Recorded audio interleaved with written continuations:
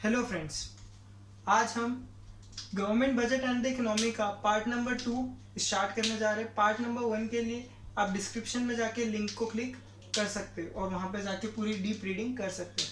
हमने पार्ट 1 में government budget के बजटरी रिसिप्ट्स के बारे में पूरी डिटेल स्टडी करी थी। अब हम उसका आज गवर्नमेंट बजट का सेकेंड पार्ट कर रहे हैं, जिसका नाम है बजट एक्सपेंडिचर्स। अब बजट एक्सपेंडिचर की बात हो रही है तो यहाँ पे भी दो तरह के एक्सपेंडिचर्स हम दो तरीके से क्लासिफाई कर रहे हैं। तो उनमें भी पहला जो तरीका है उसमें दो सिंपल रेवेन्यू एक्सपेंडिचर और कैपिटल एक्सपेंडिचर। अब जैसे ही हमने रिसिप्ट्स में पढ़ा था कि रिसिप्ट्स में क्या क्या चेंज आता है, रिसिप्ट्स किन किन चीजों पे इफेक्ट डालता है, रेवेन्यू हो चाहे कैपिटल हो, वैसे ही यहाँ पे भी रेवेन्यू एक्सपेंडिचर भी कुछ ना कुछ इफेक्ट डालता है और कैपिटल एक्सपेंडिचर भी कुछ ना कुछ इफेक्ट जरूर डालता है। अब देखिए रेवेन्यू एक्सपेंडिचर क्या इफेक्ट डालता है। ये कोई भी हमारी असेट्स को इंक्रीज या डिक्रीज नहीं करता, ये हमारी असेट्स को इंक्रीज या डिक्रीज नहीं करता।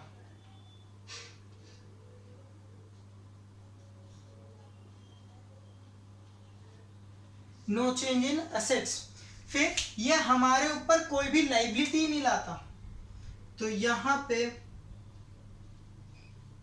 Liabilities and assets no change. ये हर साल होगी, ये एवरी ईयर होगी, ये खर्चे हर साल होंगे।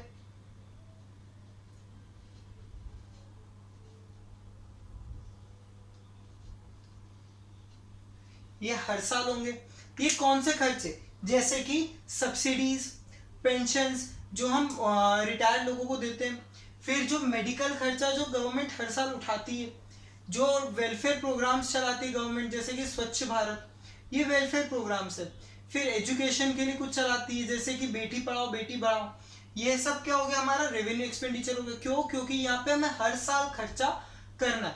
लेकिन वहीं अगर हम बात करें कैपिटल एक्सपेंडिचर की, तो कैपिटल एक्सपेंडिचर या तो हमारे असेट्स को, देखिए अगर खर्चा हुआ है तो ये हमारे असेट्स को रेस करेगा। क्या करेगा? ये हमारे असेट्स को रेस करेगा, वहीं पे ये हमारी लाइबिलिटीज को कम करेगा। देखिए जैसे कि कैपिटल रिसिप्ट थी कि वो किसी बोरोइंग से आती है, तो जब हम बोरोइंग्स को पे ऑफ करेंगे तो वो क्या होगा? कैपिटल एक्सपेंडिचर होगा। जैसे ही हमने बोरोइंग्स को पे ऑफ करा तो हमारी लाइबिलिटीज कम हो गई या हमारी कोई एसेट बढ़ गई। हमने कर्जा लिया बिल्डिंग बनाने के लिए, बिल्डिंग बना ली, रिसिप्ट हो गई, वो बिल्डिंग क्रिएट हो गई। तो या तो कोई एसेट बढ़ेगी या तो कोई लाइबिलिटी कम होगी। फिर उसके बाद अगर हम देखें तो ये कभी कभी होता है, नॉट एवरी ईयर।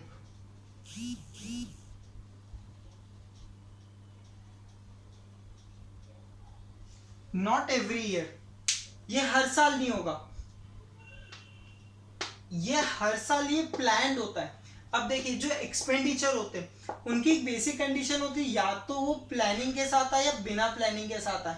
अब जैसे कि 2020 मतलब 2019 वाले जो हमारा बजट था उसमें हमने ये कभी नहीं सोचा था कि हमें ऐसा कोई कोविड-19 के लिए भी एक कोष लाना पड़ेगा जहां से हम उसे पैसा फंडिंग दे सके, लेकिन वो सडन आया।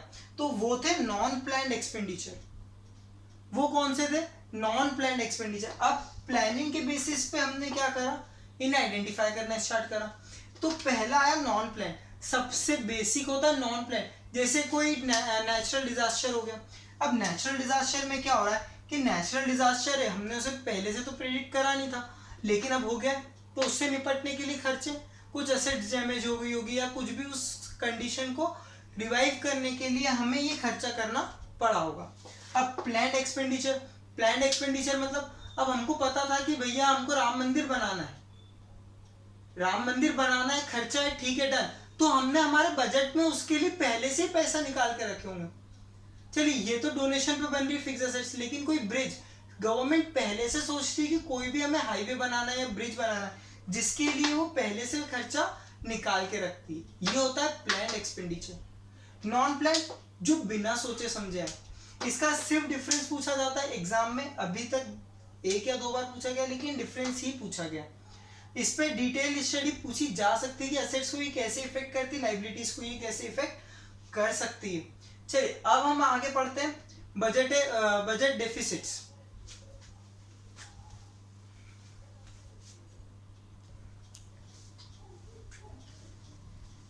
तो हम आगे बढ़ते हैं और हम देखते हैं कि बजट डेफिसिट किसे बोलते हैं। बजट डेफिसिट एक ऐसी सिचुएशन जहां पे गवर्नमेंट के जो खर्चे, मतलब जो बजटरी खर्चे, budget expenses is greater than budget receipts. अब खर्चे ज्यादा है, रिसिप्ट्स कम है, मतलब जो हमारे पास है 100 रुपए और हम खर्चा कर दे रहे हैं 120 रुपए, तो ये होती है डेफिसिट वाली सिचुएशन। अभी जो 20 रुपए, ये हमें क्या क्या सिखाते ये बात जानते हैं। चलिए, अब जो डेफिसिट होता है वो होता है 3 तरह का। पहला होता है रेवेन्यू डेफिसिट, दूसरा होता है फिस्कल डेफिसिट। अब पहला जो है रेवेन्यू डेफिसिट, ये आसान है। ये बोलता है revenue deficit is equals to revenue expenditure minus revenue receipts. Simple सी डेफिनेशन है, ठीक है। लेकिन अब इससे पता क्या चलता है, हमें ये पता चलता है कि जो हमारी रेगुलर इनकम से, जो हर साल होने वाली इनकम है, वो कुछ कम हो चुकी है, उन्हें बढ़ाने की जरूरत है। जैसे टैक्स कम आया या फीस कम आ रही है, या जैसे हमारा जो टूरिज्म है वो कम हो चुका है, ये इम्प्लाई करता है। और जैसे जैसे हमारे खर्चे बढ़ते जाते हैं तो ये बताता है कि गवर्नमेंट के जो बेसिक खर्चे वो बहुत ज़्यादा हाई है। हमें क्या करने की जरूरत है, एक तो जैसे खर्चे सब्सिडीज वगैरह कम करने की जरूरत है, और क्या बढ़ाने की जरूरत है, टैक्स कलेक्शन बढ़ाने की जरूरत है। अब जब हम टैक्स कलेक्शन बढ़ाएंगे तो उससे क्या होगा, हमारे रिसिप्ट जो है वो बढ़ेंगे और इधर एक्सपेंडिचर कम होंगे। तो देखिए जो डेफिसिट है वो खत्म किया जा सकता है। ये नॉर्मल है, चलिए ठीक है, कारण इससे निपटा जा सकता है। इससे निपटा जा सकता है बाय सिंपल पॉलिसीज। क्या पॉलिसी में कुछ चेंज लाओ और ये आपका काम हो जाएगा। अब जैसे किसी चीज पे सब्सिडी मिल रही, बंद कर दो, ठीक है, डन, काम खत्म। लेकिन जो फिस्कल डेफिसिट होता है, इससे ये गवर्नमेंट की नाकामी बताता है। ये बताता है कि गवर्नमेंट आज कितनी लाचार है कि उसे और पैसों की जरूरत है। Government needs to borrow more and more money. ऐसा क्यों? अब देखिए यहां पे मैंने लिखा fiscal deficit is equal to total expenditure. Total expenditure कैसे निकलता है, revenue expenditure plus capital expenditure को ऐड करके। फिर हमने बोला टोटल रिसिप्ट्स, और टोटल रिसिप्ट्स के ऊपर मारा एक स्टार। तो देखिए total receipts is equal to revenue receipts plus capital receipts, star वाली।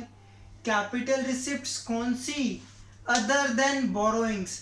यहां पे क्या एक्सक्लूड किया जाएगा, बोरोइंग्स को। और कौन कौन सी बोरोइंग्स आएगी, बोरोइंग्स हमारी आरबीआई से लियो, चाहे जनरल पब्लिक से लियो, चाहे फॉरेन कंट्रीज से लियो, या अपने होम में, अपना होम मतलब इंडिया में हमने किसी भी रूप में लिया। गवर्नमेंट लोन किन किन से ले सकती, पब्लिक से ले सकती, आरबीआई से ले सकती और फॉरेन से ले सकती। और होम में अपनी इंडिया की कंट्री बाउंड्रीज में सिक्योरिटीज इशू कर दी है, गोल्ड बॉन्ड इशू कर दी, वो इससे पैसा लेती है, रेस करती बोरोइंग्स, तो वो बोरोइंग्स यहाँ पर नहीं आती। लेकिन ये फिस्कल डेफिसिट जो ये क्या बताता है, वो ये बताता है कि गवर्नमेंट यहाँ पे अभी भी पैसा लेने के लिए उसे और पैसों की जरूरत है, ताकि वो उसके सारे खर्चे फुलफिल कर सके। अब देखिए हमने यहाँ पे टोटल खर्चों में कुछ भी कम नहीं करा, टोटल एक्सपेंडिचर सेम है, लेकिन रिसिप्ट्स में यहाँ पे हमने एक रेस्ट्रिक्शन लगा दिया। अब वो रेस्ट्रिक्शंस क्या है कि आप बोरोइंग्स को इंक्लूड ना करें। क्यों? क्योंकि वो आपकी लाइबिलिटी है, वो आपकी इनकम नहीं है। अगर आप ऐसे देखेंगे तो आप तो सिर्फ पैसा लेते जाओ और आपको चुकाना ही नहीं है। डोनेशंस हो गए एक तरह से वो, लेकिन ऐसा कोई डोनेशन आता है क्या कंट्री के पास? आता है, लेकिन कम आता है, इतना नहीं आता है कि जितना वो डेफिसिट बन जाए। ठीक है, फिर आते हैं हम प्राइमरी डेफिसिट पे। प्राइमरी डेफिसिट भी ये बोलता है कि भैया इस टाइम पे भी गवर्नमेंट को और ज्यादा लोन लेने की जरूरत है, even after ignoring today's borrowing payments, interest के पेमेंट्स। मतलब जो आज तक हमने बोरोइंग्स लिए उन पे अगर हम इंटरेस्ट का पेमेंट कर देते, उसके बाद जो डेफिसिट निकलता है वो निकलता है प्राइमरी डेफिसिट। कि हाँ अब ये प्राइमरी है, आप इससे नहीं बच सकते, ये कंट्री में एक्चुअल में मौजूद है, लेकिन फिर भी ये क्या बोल रहा है, आप ज्यादा से ज्यादा लोन लो। जैसे जैसे इंटरेस्ट बढ़ेगा डेफिसिट और कम होता जाएगा। अब प्राइमरी डेफिसिट कम कैसे हो रहा है, क्यों? क्योंकि आपने यहां से आपका जो डेफिसिट था उसमें से आपने इसे ऑलरेडी माइनस कर दिया। इसका मतलब ये हुआ कि आपने एक ज्यादा लोन लेके एक ज्यादा अमाउंट का लोन लेके आपके जो सर्क्यूलर डेफिसिट, जो इकोनॉमी में डेफिसिट जो सर्क्यूलर में था, सर्कुलेशन में था, आपने उसको पैसों से भर दिया है, उसके कारण आपको इंटरेस्ट देना है, वो आप दे सकते हो, ठीक है डन, आप दो इंटरेस्ट। तो इंटरेस्ट पेमेंट्स सिंपल टॉपिक है। यहीं पे हमारा chapter government budget and economic खत्म होता है। अब हम हमारे नेक्स्ट चैप्टर की ओर बढ़ेंगे। Thank you for watching this video.